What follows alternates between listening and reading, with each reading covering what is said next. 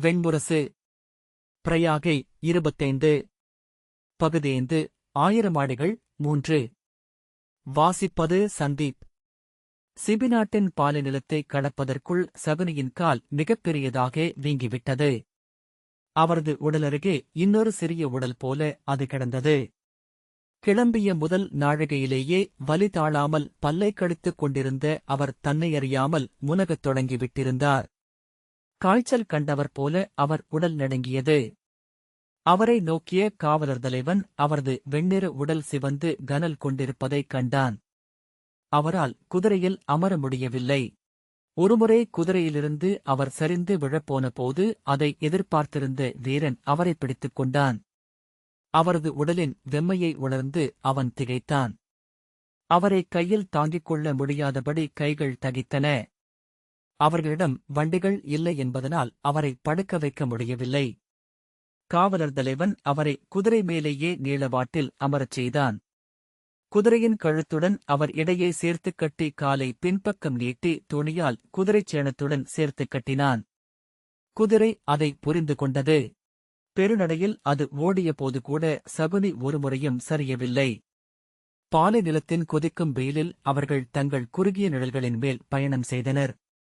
தொலைவில் தெரிந்த மொட்டைப்பாறை மலைகள் அசைவில்லாமல் அப்படியே நின்றன. அவற்றின் காற்றால் அரிக்கப்பட்ட சரிவுகளில் யோகியின் கையில் உருளும் ஜபமாலை என மணல் மெல்ல பொழிந்து கொண்டிருந்தது. தங்களைச் சூழ்ந்து பசியுடன் நோக்கியபடி அசையாமல் காத்திருக்கும் செந்நிற ஓநாய்கள் அந்த மலைச்சிகரங்கள் என காவலர் தலைவன் எண்ணிக்கொண்டான். காற்று திசை மாறி வீசியபோது தொலைவில் ஓநாயின் ஓலம் போலவே மணல் அரைப்படும் ஒலி எழுந்தது. நாம் வழுதவறிவிட்டோமா என்று காவலர் தலைவன் கிருதரிடம் கேட்டான். இல்லை, என்னால் உறுதியாகச் சொல்ல முடியும் என்றார் கிருதர். மலைகள் மாறவே இல்லை. நாம் நெடுநேரம் பயணம் செய்துவிட்டோம் என்றான் காவலர் தலைவன். அக்டோபர் ஷரே, மானுடனின் ஆயுள்காலம் மலைகளுக்கு ஒரு நாள்.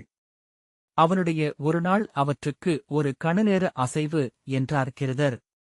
காவலர் தலைவன் பெருமூச்சு விட்டு, நேரம் செல்லச் செல்ல இளவரசரின் உடல் வீங்கி வருகிறது.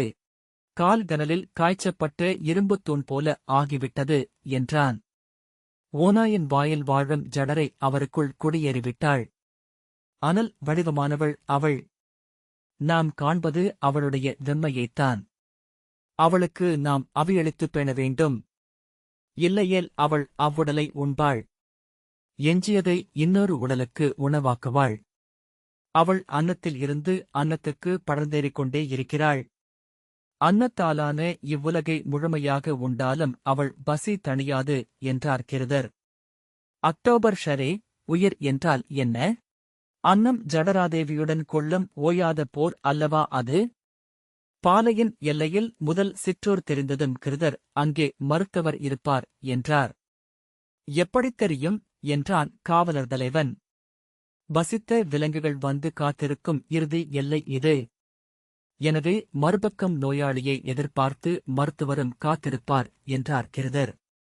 உயரமான மரத்தின் மீது கட்டப்பட்ட மூங்கிலில் பச்சை நிறமான பாலைவன அழைப்புக் கொடி காற்றில் துடித்துக் கொண்டிருந்தது.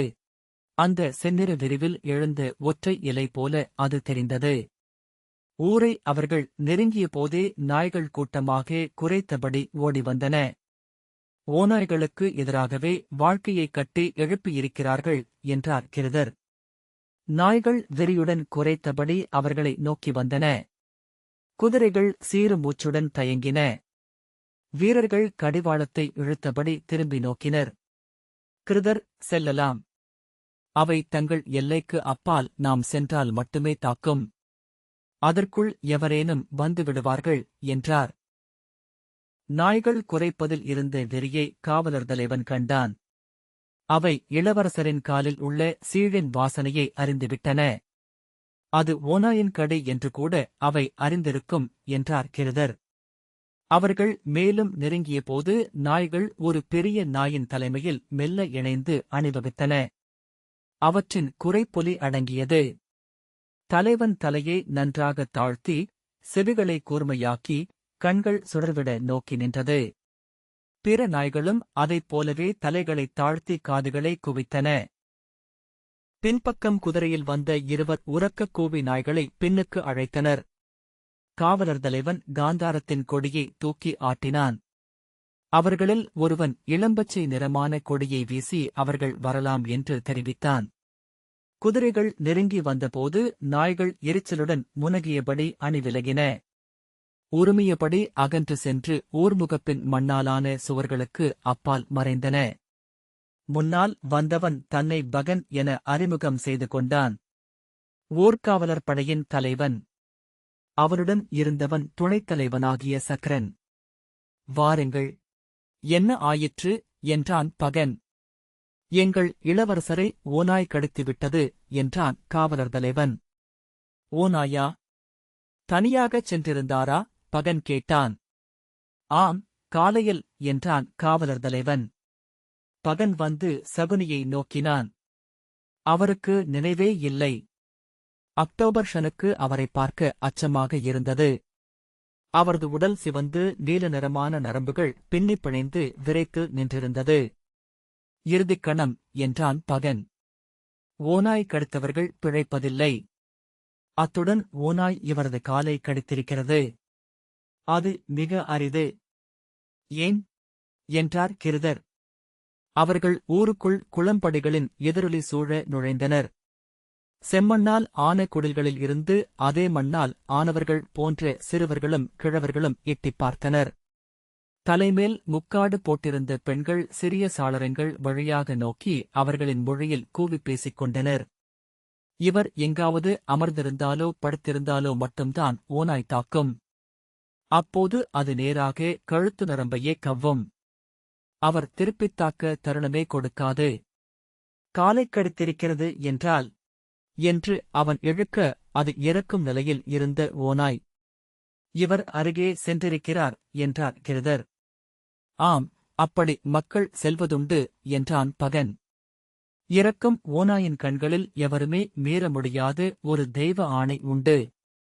அதை நோக்கி ஈர்க்கப்பட்டு இறுதிக்கடியை வாங்கி இறந்தவர்கள் பலர். அதன் வயிற்றில் வாழும் அந்த தெய்வம் பசி கொள்ளும்போது கண்களில் வந்து கோயில் கொள்கிறது.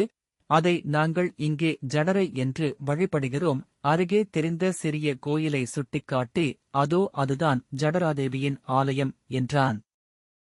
உருளைக்கற்களை தூக்கி அடுக்கி உருவாக்கப்பட்ட ஆளுயர கோயிலுக்குள் மண்ணால் செய்யப்பட்ட சிறிய செந்நிறச் சிலையாக ஜடராதேவி தெரிந்தாள். 4 கைகளிலும் வாள், வில், சக்கரம், கோடரி என படைக்கலங்கள் ஏந்தி காலை மடித்து அமர்ந்திருந்தாள். ஓநாயின் நீள்முகத்தில் வாய் திறந்து சிவந்த நாக்கு தொங்கியது. வெண்ணிறக் கூழாங்கற்கள் பற்களாக அமைக்கப்பட்டிருந்தன. செந்நிறமான படிகக் கற்கள் விழிகளாக சுடர்விட்டன. எங்கள் குலதெய்வம். ஒவ்வொரு நாளும் ஒரு துளி உதிரமாவது அவளுக்குப் படைத்து வழிபட வேண்டும். உணவே இல்லாத நாட்களில் எங்கள் உடலில் இருந்து ஒரு துளிக்குருதியை விடுவோம் என்றான் பகன். கிருதர் கைகூப்பி வணங்கினார். காவலர் தலைவன் வசித்த ஓநாயின் பார்வையை அப்படியே கொண்டு வந்திருக்கிறார்கள் என்றான். கிருதர் தலைமுறையாக அவர்கள் கண்டு வரும் பார்வை. தங்கள் கனவில் இவர்கள் ஒவ்வொருவரும் அதைக் கண்டிருப்பார்கள் என்றார். மருத்துவரின் இல்லம் ஊரின் நடுவே இருந்தது. அதைச் சூழ்ந்திருந்து முள்மரங்களில் ஒரு இலை கூட இல்லை. கீழே சரிவுகளும் இல்லை. மாலை வெயிலில் முட்களின் நிழல் தரையில் வலை என பரவியிருந்தது. கடந்து செல்லும் காற்றில் மரங்களின் முட்கள் மெல்ல சீறிக்கொண்டிருந்தன. நூற்றுக்கணக்கான பழுத்த இரும்பு ஓசிகள் மேல் நீர் விழுந்தது போல. சக்ரன் ஓடிச் சென்று கதவைத் தட்டி வைத்தியரை அழைத்தான். பின்னர் கதவை அவனே திறந்தான். மென்மரப் பட்டைகளால் ஆன கதவுக்கு அப்பால் இருட்டு நிறைந்திருந்தது. அந்த ஊரிலேயே அதுதான் பெரிய வீடு. ஆனால் அதற்கு சாளரங்களே இருக்கவில்லை. இருட்டுக்குள் இருந்து ஒரு கிழவர் கண்களைச் சுருக்கி மூடியபடி தள்ளாடி வந்தார். கை நீட்டி கதவைத் தொட்டபடி, என்னைக் கேட்காமல் திறக்காதே என்று சொன்னேனா இல்லையா என்றார். நீங்கள் துயில்கிறீர்கள் என நினைத்தேன் ஊஷரரே என்றான் சக்ரன். இவர் காந்தார இளவரசர் என்கிறார்கள். இவரை ஓநாய் கடித்துவிட்டது. இறக்கும் ஓநாய். ஊஷரர், இவன் எதற்கு ஜடரையிடம் போனான் என முனகிய பின் யார் என்று சொன்னாய் என்றார். காந்தார இளவரசர் என்றார் கிருதர். சபரித்தேவரா? சௌபாலர் என்று ஊஷரர் கேட்டார். ஆம் என்றார் கிருதர். ஊஷரர் கண்களில் வழிந்த நீருடன் ஆடும் தலையுடன் சகுனியை நோக்கிவிட்டு பெரும்பாலும் விடைபெற்று விட்டார். ஜடரை என்ன நினைக்கிறாள் என்று பார்ப்போம் என்றார். கொண்டு வந்து படுக்க வையுங்கள் என்றபடி ஊஷரர் உள்ளே சென்றார். அவர்கள் உள்ளே வந்ததும் கதவுகளை மூடுங்கள். வெளிச்சத்தில் என்னால் பார்க்க முடியவில்லை என்று சொல்லி ஒரு துணியை எடுத்து கண்களை துடைத்துக் கொண்டார். கதவு மூடப்பட்டதும் அறைக்குள் இருட்டு பரவியது. அவர் ஒரு சிறிய துளையை சுவரின் மரப்பட்டையில் போட்டிருந்தார். அது எதிர்ப்பக்கம் ஒரு சிறிய ஆடியில் விழுந்தது.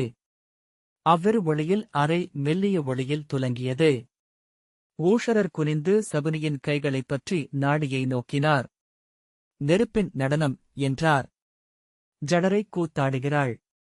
இவ்வுடலை பெரும்பாலும் அவள் உண்டுவிட்டாள் என்றார். சகுனியின் தொண்டையில் கை வைத்து அழுத்தினார். அவரது வயிற்றிலும் தொடையிலும் அழுத்தி நோக்கிவிட்டு உயிர் குளிர்ந்து வருகிறது. ஒன்றை மட்டுமே இப்போது நோக்க வேண்டும். இது உணவையும் நீரையும் ஏற்கிறதா? ஒரு துளி நீரையேனும் இவ்வுடல் ஏற்றுக்கொண்டதென்றால் இதை நான் மீட்டுவிடுவேன். தலையை ஆட்டி உதட்டை பிதுக்கி, ஆனால் அதற்கு வாய்ப்பு குறைவே என்றார் ஊஷரர். இப்போது இவ்வுடலுக்கு அளிக்கப்படும் உணவு ஜடரை எனும் நெருப்பை அணைக்கும் நீர். அவள் அதை விரும்ப மாட்டாள். அவர் ஒரு சிறு சுரைக்காய் குடுவையை எடுத்து வந்தார். அதிலிருந்த குளிர்ந்து நீரில் அக்காரக்கட்டிகளைப் போட்டு மரக்கரண்டியால் கலக்கினார். அதை நீளமான மூக்கு கொண்டு இன்னொரு குடுவைக்குள் ஊற்றினார். அதைத் தூக்கி சகுனியின் வாயருகே கொண்டு வந்தார்.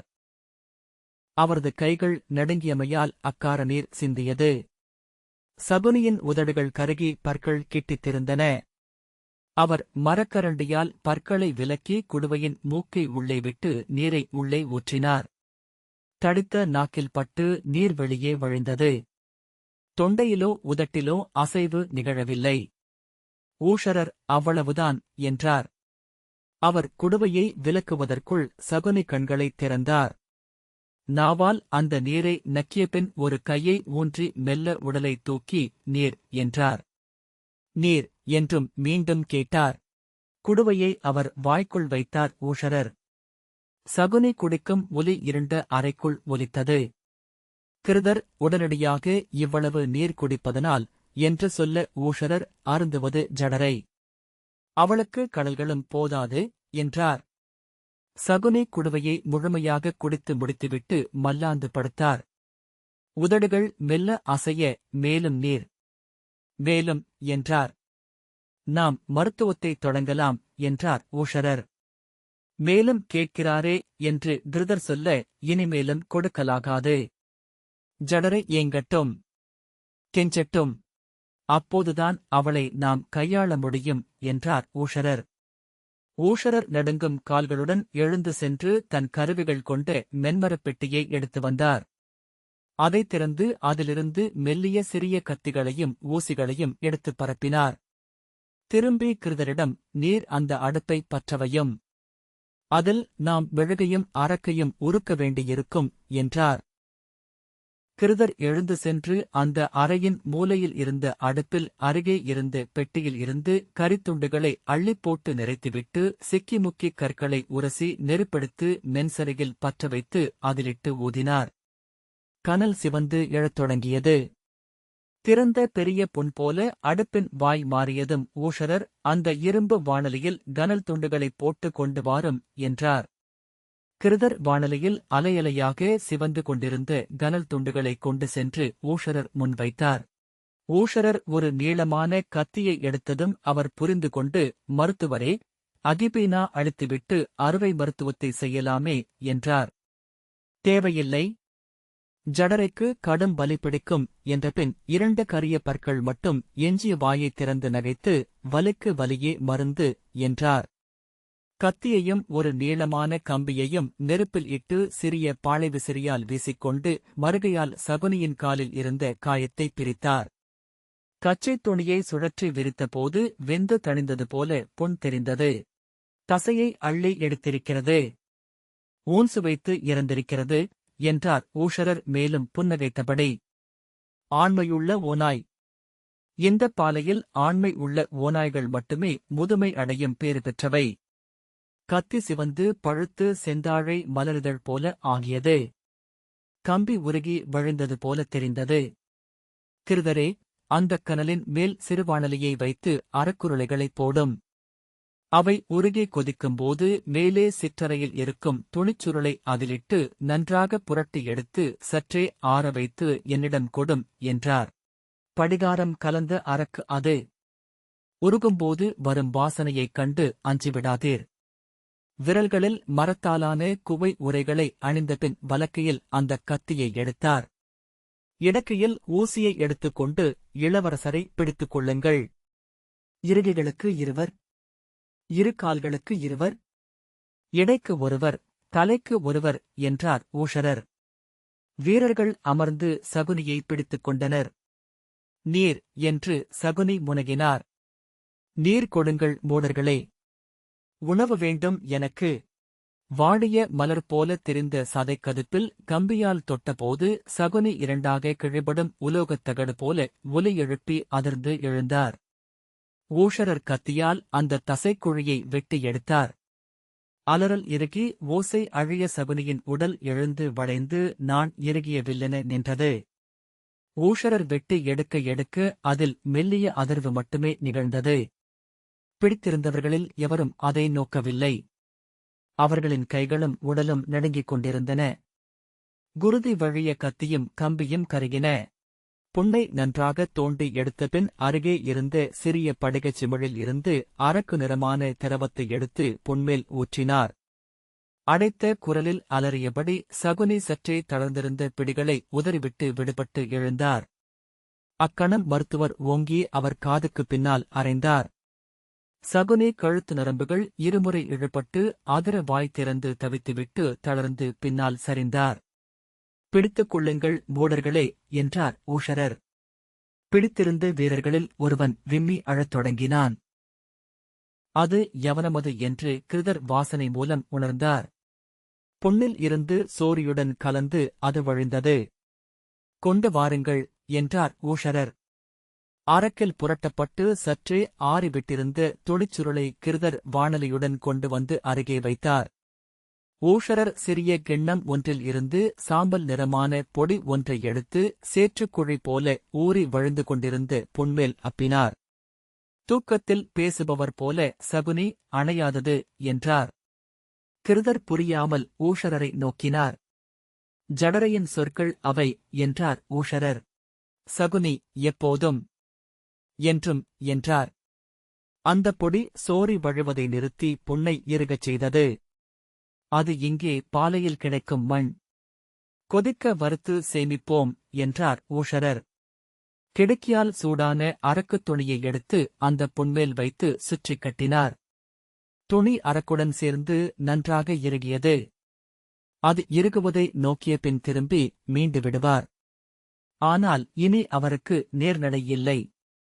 வலதுகால் என்றும் ஊனமாகவே இருக்கும் என்றார் ஊஷரர். உயிர் எஞ்சினால் போதும் ஊஷரரே என்றார் கிருதர். உயிர் ஆற்ற வேண்டிய பணி நிறையவே எஞ்சியிருக்கிறது. ஆகவேதான் அது ஜடரையை வென்றிருக்கிறது.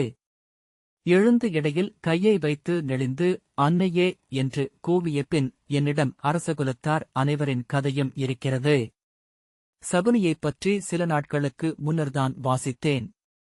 சுவடியை தேடி எடுக்கிறேன் என்றார். இடையில் கையூன்றியபடியே நடந்து சென்று ஒரு பெரிய பெட்டியை திறந்தார். தூசியில் வீரர் இருவர் தும்மினர். அவர் அதற்குள் இருந்த காலத்தால் கருகிப்போன சுவடிக்கட்டுகளை எடுத்து வெளியே வைத்து அவற்றை சேர்த்துக் கட்டியிருந்த சரடில் கோர்க்கப்பட்டிருந்த குறிப்புகளைப் படித்தார். ஒவ்வொன்றாக நோக்கி இறுதியில் ஒரு சுவடிக்கட்டை எடுத்தார். இதுதான் துர்வசுவின் குலத்தின் கதை முழுமையாகவே இதில் உள்ளது என்றபடி நடந்து வந்தார். சுவடியே கண்களை சுருக்கி வாசித்தார். சந்திரனில் இருந்து புதன், புரூரவஸ், ஆயுஷ், நகுஷன், யயாதி, துர்வசு. அவர்களிடமிருந்து வர்க்கன், கோபானு, திரேசானி, கரந்தமன், மருத்தன், துஷ்யந்தன், வருதன், கண்டீரன். அவ்வரிசையில் காந்தாரன். அவன் குலத்தில் சுபலன். சகுனியாகிய இவர் சுபலனின் மைந்தர். அமர்ந்து கொண்டு அந்தச் சுவடியை பிரித்து ஊஷரர் வாசிக்கலானார். சகுனி கிதவன் என்றும் பர்வதியன் என்றும் அழைக்கப்படுகிறார். இவருடன் பிறந்தவர்கள் 100 பேர். கிருதர் திகைப்புடன், என்ன சொல்கிறீர்கள் ஊஷரரே? மன்னர் சுபலருக்கு 3 மைந்தர்கள்தானே என்றார். எங்கள் புலவர்கள் செவிச்செய்திகளைக் கேட்டு எழுதி வைத்த ஏடுகள் இவை. எங்கள் வரலாறு இதுதான். இதன்படி சுபலரின் மைந்தர்கள் 100 பேர். மூத்தவர் அசலர் என்றார் ஊஷரர். ஆம் என்றார் கிருதர். இரண்டாமவர் சகுனி. மூன்றாமர் விருஷகர், அது உண்மை என்றார் கிருதர். இவர்களுடன் பிறந்த 100 பேரின் பெயர்களும் இந்நூலில் உள்ளன. கிருதர், எனக்குப் புரியவில்லை. அவர்கள் இப்போது உயிருடன் இருக்கிறார்களா என்றார். சுவடிகளை நோக்கிவிட்டு, இல்லை என்றார் ஊஷரர். அவர்கள் அனைவருமே கொல்லப்பட்டுவிட்டனர். சில கணங்களுக்குப் பின் கிருதர் பெருமூச்சு விட்டு, உங்கள் சுவடிகளில் உள்ளதை முழுமையாகச் சொல்லுங்கள் மருத்துவரே என்றார். சுபலருக்கு 11 மகள்கள். மூத்தவள் காந்தாரி. அவளை வல்லமை வாய்ந்த பேரரசனுக்கு மனைவியாக்க வேண்டுமென சுபலர் எண்ணினார். ஆனால் நிமித்திகர்கள் ஊழ்வினையால் அவளுக்கு சுமங்கலையாக வாழும் விதி இல்லை என்றனர். அவள் மணக்கும் கணவன் வாளால் இறப்பான் என்று கணித்துச் சொன்னார்கள். கிருதர் திரும்பி தன் வீரர்களை நோக்கினார். அவர்கள் மெல்ல அமர்ந்து கொண்டு அரையிருளில் மின்னிய கண்களுடன் கேட்டிருந்தனர். அப்போது அஸ்தனபுரியில் இருந்து பிதாமகர் பீஷ்மரின் தூது வந்தது. இளவரசன் திருதராஷ்டிரனுக்கு காந்தாரியை பெண் கேட்டிருந்தார். மிகச்சிறந்த வாய்ப்பு என்று அமைச்சர்கள் சொன்னார்கள். ஆனால் காந்தாரி விதவையாவது உறுதி என்றனர் நிமித்திகர். அப்போது மூத்த அமைச்சர் ஒரு வழி சொன்னார் என்று ஊஷரர் தொடர்ந்தார். ஒரு செம்மறியாட்டுக்கு முதலில் காந்தாரியை மணம் புரிந்து வைத்து அதை பலி கொடுத்து விடலாம். அவள் விதவையாவாள் என்ற விதி நிறைவேறிவிடும். அதன்பின் அவளை திருதராஷ்டிரனுக்கு மணம் செய்து கொடுத்தால் அஸ்தினபுரியில் காந்தார குலத்து மைந்தர்கள் பிறப்பார்கள் என்றார் அமைச்சர். முதலில் தயங்கினாலும் அமைச்சரின் வற்புறுத்தலால் அதற்கு சுபலர் ஒப்புக்கொண்டார். அதன்படி ஓர் அமாவாசை இரவில் எவருமறியாமல் முறைப்படி காந்தாரியை ஒரு செம்மறியாட்டுக்கு மணம் புரிந்து வைத்தனர். அதை பாலைவனத் தெய்வங்களுக்கு பலி கொடுத்தனர். அச்செய்தியை மறைத்து அவளை அஸ்தனபுரியின் இளவரசன் திருதராஷ்டிரனுக்கு மணம் புரிந்து வைத்தனர். பெரும் செல்வத்தை சீராகக் கொடுத்து அஸ்தனபுரிக்கு அனுப்பி வைத்தனர். பின்னர் திருதராஷ்டிரர் மணிமுடி சூடும் வேளை வந்தது. விழியிழந்தவர்களின் ஊழ்வினையை சரிவர கணிக்க முடியாதென்றனர் நிமித்திகர். எனவே காந்தாரிக்கு பேரரசியாகும் ஊழ்நெறி உண்டா என்று பீஷ்மர் நிமித்திகர்களிடம் கேட்டார். அவர்கள் நோக்கியபின் அரசி காந்தாரியின் முதல் கணவர் மறைந்துவிட்டார். இரண்டாவது கணவனாக அவள் திருதராஷ்டிரரை மணந்திருக்கிறாள். விதவை மறுமணம் செய்தால் பட்டத்தரசியாக அமர முடியாது. இதுவே குலநெறியாகும் என்றனர். பீஷ்மர் சினம் கொண்டு வாளை உருவி நிமித்திகரை வெட்டப் பாய்ந்தார். யாரைப் பற்றி பேசுகிறாய்? யாரடா விதவை என்று கூவினார். நிமித்திகர் தன் சொல்லில் ஊன்றி நின்று, என் சிரமருந்து விழுந்தாலும் விழட்டும். நான் சொல்வது உண்மை. இவ்வரசியின் இரண்டாவது கணவர் இவர் என்றார். சினம் தலைமீறிய பீஷ்மர் வாளால் நிமித்திகர் கழுத்தை வெட்டப் போனபோது அங்கே நின்றிருந்த இளைய அரசியான குந்தி, விரைவு கொள்ள வேண்டாம் பிதாமகரே. உண்மை என்னவென்று அறிந்த ஒருவர் இங்கிருக்கிறார். நம் மூத்த அரசி காந்தாரிதான் அவர். சுடர்கொண்டு வரச் சொல்லுங்கள். மூத்த அரசி அதைத் தொட்டு ஆணையிடட்டும், இந்நிமித்திகர் சொல் பொய் என்று. அவ்வண்ணம் ஆணையிட்டால் நாம் இந்நிமித்திகர் தலையை வெட்டுவோம் என்றாள். ஆம், அதுவே வழி. கொண்டு வாருங்கள் சுடரை என்றார் பீஷ்மர். சுடர் கொண்டு வைக்கப்பட்டது. சுடரைத் தொட்டு ஆணையிடு அரசி என்றார் பீஷ்மர். ஆம், ஆணையிடு என்று திருதராஷ்டிரம் சொன்னார். நிமித்திகர், அரசி, தெய்வங்களுக்கு நிகராக அரசகுலத்தை நம்புபவர்கள் நாங்கள். எங்கள் வாழ்வும் இறப்பும் உங்கள் நெறிகளை நம்பியே என்றார். காந்தாரி அழுதபடி நிமித்திகரை நோக்கியபின், ஆணையிட வேண்டாம் பிதாமகரே, அவர் சொன்னதெல்லாம் உண்மையே என்றாள். பீஷ்மர் கையில் இருந்து வாள் ஒலியுடன் உதிர்ந்தது. என்ன சொல்கிறாய் என்று அவர் மெல்லிய குரலில் கேட்டார். நடந்ததை எல்லாம் காந்தாரி அழுதபடியே சொன்னாள்.